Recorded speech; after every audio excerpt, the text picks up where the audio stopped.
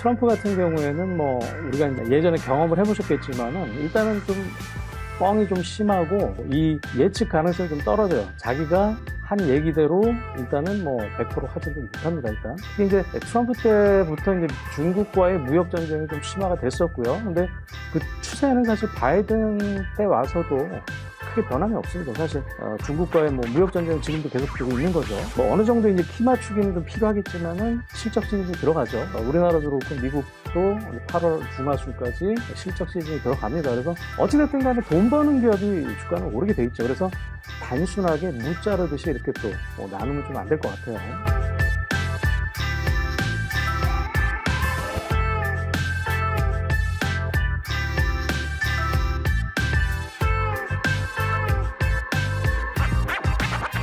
네, 안녕하세요. 신문재입니다. 자, 오늘은 최근에 이제 시장이 좀 변동성이 좀 크죠. 네, 트럼프가 갑자기 이제 급부상을 하기 때문에 미국 시장이든 우리나라 시장이든 뭐 섹터의 이동이라든가 뭐 전반적으로 좀 변동성이 좀 커졌습니다. 특히 이제 6월 말 이후에 이제 트럼프가 이제 그 토론에서 이제 이기고요. 그 다음에 우리가 이제 CPI 발표 나고 트럼프가 이제 총을 맞고 이렇게 하니까 미국 시장이든 우리 시장이든 변동성이 상당히 좀 커졌습니다. 특히 이제 우리 시장도 쏠림 현상이 심했지만은 미국 시장도 아시겠지만은 뭐 엔비디아를 필두로 한 빅테크 7, 매그니피센트 7 위주로만 주가가 올해 급등을 했고 나머지 종목들은 거의 다 안 올랐거든요. 근데 이제 그 CPI가 발표나고 트럼프가 급부상을 함으로써 나스닥 같은 거는 좀 조정을 좀 받고 러셀 2000이라고 있습니다.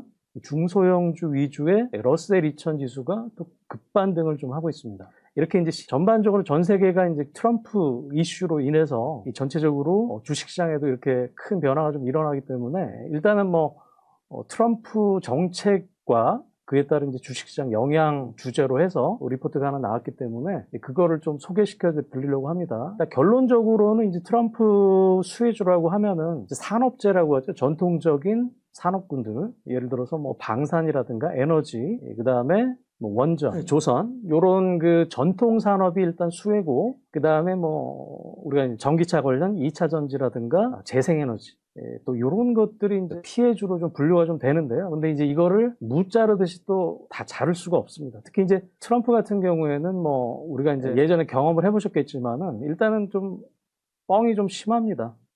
일단은 뻥이 좀 심하고 이 예측 가능성이 좀 떨어져요. 자기가 한 얘기대로 일단은 뭐 100% 하지도 못합니다, 일단. 근데 최소한 뭐 요런 것들로 시장이 움직였다는 걸 좀 이해를 하셔야 될 것 같고요. 하여튼 결론적으로는 뭐다. 이제 바이든이 사임을 하고 또 해리스가 나서면서 또 지지율 격차에 따라서 또 주식시장은 또 그에 맞게 또 급변동을 할 거기 때문에 최소한 기본적인 그 지식은 좀 넣어 두시고요. 결론적으로 어찌됐든 시장은 실적에 따라 또 수렴을 할 거다. 요게 제가 오늘 드리고 싶은 그 핵심입니다. 자, 먼저 레포트를 한번 보시죠. 자, 트럼프의 정책은 일단은 감세죠, 감세. 감세를 통해서 경기 부양을 한다는 겁니다. 그 다음에 이제 금리 인하를 상당히 좀 압박을 할 거예요, 파월한테. 금리 인하를 압박을 할 건데, 그러기 위해서는 이제 에너지 가격의 안정을 원한다. 이 소리는 뭐냐면은 재생에너지는 어찌됐든 뭐 석유나 석탄보다는 가격이 좀 비싸죠. 그래서 이제 석유나 석탄이라든가 원전 뭐 이런 식의 조금 더 싼 환경은 사실 크게 신경은 안 쓰고 자 이런 식의 정책을 좀 펼 거다. 그 다음에 또 가장 큰 건 또 관세 부과죠. 이 감세로 인한 예산을 이 관세로 이제 메꾸겠다는 건데 우리가 이제 뭐 모든 수입품에 대해서 10%, 중국산에 대해서는 60% 부과를 할 거다 이렇게 얘기를 하지만은 상식적으로 생각을 해서 이제 관세를 이렇게 세게 매기면은 물가가 급등을 합니다. 물가가 급등을 하면은 금리 인하를 할 수가 없는 거죠. 이런 식으로 일단은 좀 트럼프 말에는 모순이 좀 상당히 좀 많아요. 이제 그런 것들을 감안을 해서 보셔야 됩니다. 그 다음에 이제 뒤에 얘기하겠지만 이제 IRA법 폐지, 바이든 정부에서 추진했던 그 전기차 육성 IRA법 폐지라든가 뭐 이런 것들, 자, 이런 것들이 어떤 식으로 이제 영향을 미칠 것인가를 조금 더 살펴보도록 좀 하겠습니다. 자, 일단 아까 얘기했지만은 법인세와 소득세를 감세를 할 거다. 그래서 법인세는 이제 트럼프 시대 때 35%에서 21%로 낮췄습니다. 그 다음에 이 감세를 연장을 해서 이제 더 낮춘다는 거죠. 15에서 20%까지 낮추겠다. 그 다음에 소득세도, 개인의 소득세도 낮출 거다. 이렇게 얘기를 좀 하고 있어요. 그 다음에 이 관세, 이 관세 부과나 보조금 축소로 이 세금 감소를 대체하겠다. 이런 식으로 얘기를 좀 하고 있습니다. 자, 그 다음에 이제 트럼프는 일단 금리 인하를 상당히 압박을 할 겁니다. 근데 뭐 어찌됐든 지금은 이제 금리 인하 사이클에 들어가죠. 그 다음에 일기 때도 그때 이제 금리 인상 사이클이었는데 거기서도 이제 파월이 금리를 올리면은 계속 뭐 트위터로 날렸어요. 금리 너 또 올리면은 너 자를 거다. 이런 식으로 일단은 트럼프는 주식시장, 시장이 좀 친화적인 인물이다. 이 정도로 좀 보시면 될 것 같아요. 자, 그 다음에 이제 관세죠, 관세. 트럼프는 무조건 뭐 다 돈입니다.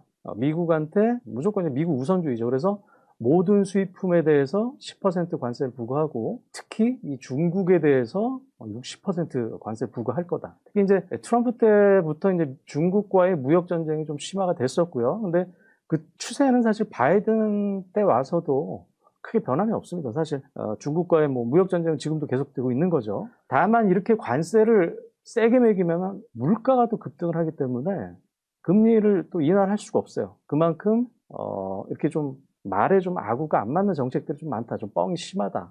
일단 이 정도로 이해를 좀 하시면 될 것 같습니다. 네, 그 다음에 이제 어느 정권이든 간에 정권이 바뀌면 전 정권의 정책을 대부분 좀 폐기를 하려고 그러죠. 그래서 이제 특히 IRA법, 전기차에 대한 보조금, IRA법을 감축을 하고 이제 전기차 의무화, 뭐 탄소 배출량 감소 이런 것도 폐지할 거다. 자, 이런 식으로 일단은 얘기를 하고 있고요. 그 다음에 에너지 정책 같은 경우는 핵심은 싸게 한다. 싼 에너지원을 쓸 거다. 그래서 일단 뭐 최근에 또 환경 문제로 화석연료가 감소하고 있는데 이런 석탄이라든가 석유, 천연가스 이런 값싼 화석연료를 부활을 시킬 거고 또 원전까지 좀 확대를 할 거다. 자, 이런 식으로 정책을 좀 펴고 있고요. 특히 이제 재생에너지에 대한 보조금을 폐지하고 또 파리 기후협약 탈퇴.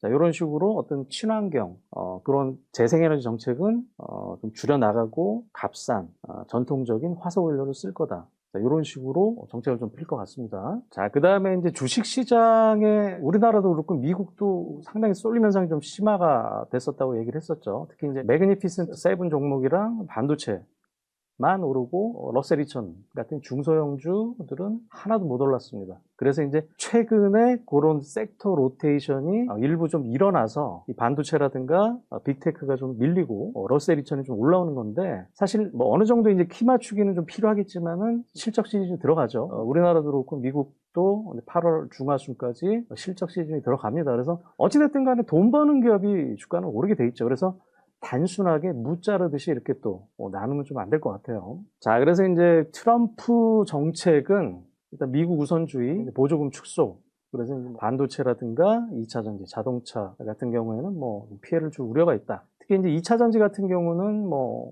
이미 업황이 좀 안 좋은데 보조금까지 축소를 하면은 좀 힘들 거다. 근데 일단은 뭐 반도체 같은 경우는 사실 뭐 미국의 대만이라든가 우리나라 업체들이 다 미국 쪽에 공장을 좀 짓고 있기 때문에 사실 뭐 여기에 대해서 뭐 피해라고 좀 보기는 좀 힘들 것 같고요. 자동차 같은 경우는 일단 그 미국 쪽에 일단 공장들이 다 있죠. 멕시코까지 공장이 있는데 일단은 한 절반 정도, 미국 판매 수량의 절반 정도는 국내에서 생산한 차를 수출을 합니다. 그래서 뭐 어찌됐든 간에 뭐 관세를 뭐 높인다 그러면은 미국 수출주에는 또 그렇게 좋지는 않겠죠. 그 다음에 수혜 업종으로는 이제 조선, 방산, 조선, 기계, 건설 같은 이제 산업재 업종이 수혜 좀 받을 거다.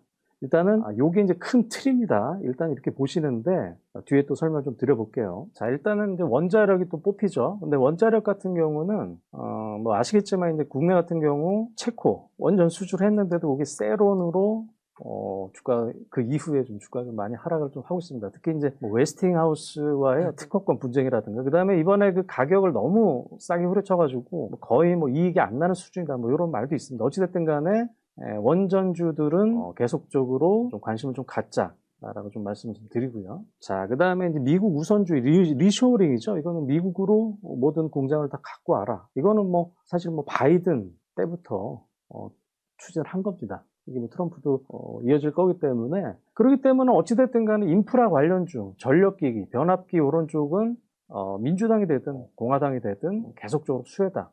이렇게 좀 보시면 될 것 같습니다. 자, 그 다음에 이제 방산주들도 일단은 뭐 전통적인 공화당 수혜주죠. 특히 이제 미국 같은 경우는 뭐 이제 그 국방비를 다른 나라들, 우리나라도 마찬가지로 돈을 더 내라. 자국방위는 자국에서 해라. 뭐 이런 식으로 말을 하기 때문에 일단은 미국 방산주는 당연히 수혜가 좀 되겠죠. 이제 근데 국내 같은 경우는 일단은 뭐 좋게 보면은 지금처럼 이제 동유럽이라든가 나토 쪽 수출길이 더 열릴 수도 있지만은 또 안 좋게 보면은 사실 뭐 트럼프 입장에서는 미국산 무기를 더 사라. 뭐 이런 식으로 요구를 할 수도 있기 때문에 이거를 뭐 또 무조건 또 100% 수혜다. 이렇게 또 보기도 힘든 현실입니다. 이게 모든 산업이 다 마찬가지입니다.